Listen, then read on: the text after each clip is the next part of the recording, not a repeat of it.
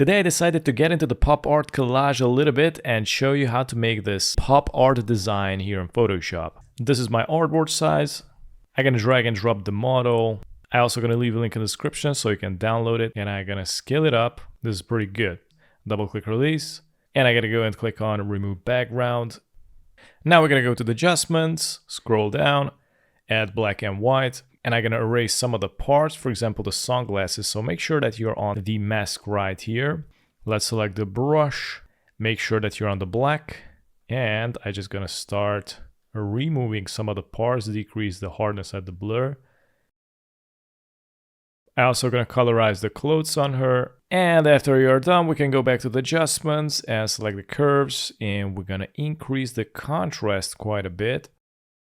I think this is pretty good. And if I zoom into the glasses, you can see the sunglasses got really dark. So I'm going to delete that, select the mask at the curves, and I'm going to select the brush and just delete, remove the contrast. And there you go. I'm going to delete the background, press and hold shift, select all the layers, right click, convert to smart object. And I'm going to add a new solid. Let's go here, select solid color. And I'm gonna recolor it as some blue. Click OK, drag it under the model. And now I'm gonna select the model. I'm also gonna rename it. Press Ctrl J to duplicate and select the top model layer. And let's go here to the colors and make sure that it's on black and white. So I'm gonna click on these little squares. So it's gonna switch it to default. So as you can see, the black is on the top and the white is on the bottom. It's very important. Now let's go to the filter. Let's go to filter gallery.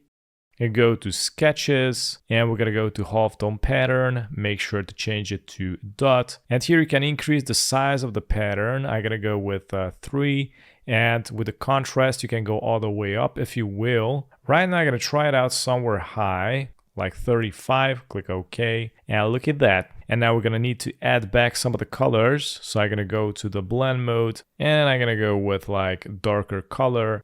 As you can see, some of the areas got really dark. I mean, the whole picture got really dark. So I'm gonna go to the opacity, decrease it a little bit more, maybe to somewhere around 80. And I'm also gonna remove this pattern from the sunglasses because it got really dark. So I'm gonna go to the smart filter, click on it, select the brush, and just delete some of these areas. Or if you don't want to remove it 100%, you also can go to the opacity and decrease it to 50-ish and just remove some of the parts. Not 100%, but just like 50%. Now I'm also gonna go and select the polygonal lasso tool, and I'm gonna select the model starting from here, and I'm just gonna go like this. So it's gonna look like a cutout paper, and I'm gonna go here, connect it with the endpoint, and I'm gonna go to the color field here and create a new layer.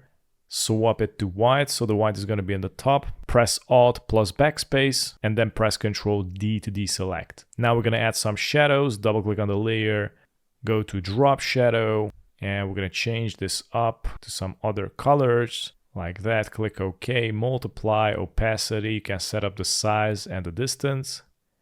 I think this is pretty good. I'm going to go a little bit more with the size, click OK. And I'm also going to add another drop shadow on this model layer, so double click. Add a drop shadow. I'm also going to recolor it to gray.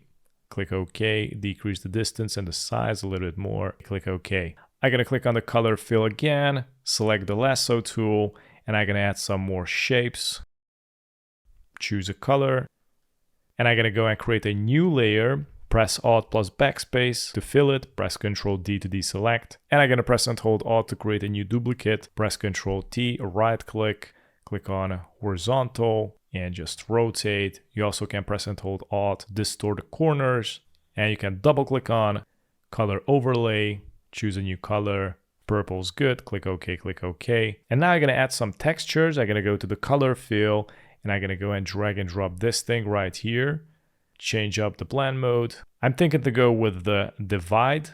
And now I'm going to click on this layer with the cutout, as you can see on the image, and I'm going to drag and drop a paper texture on, and again change up the blend mode, and I'm going to go with linear burn. And not but least, I'm going to click on the top layer with the model, drag and drop another texture, and I'm going to change it up to screen. Look at that. You also can press and hold Alt, click on the new layer, change the blend mode to overlay, click the box with the fill, click OK, right click, Convert smart object, go to filter, noise, add some noise, click OK. And pretty much this is it. Thanks for watching.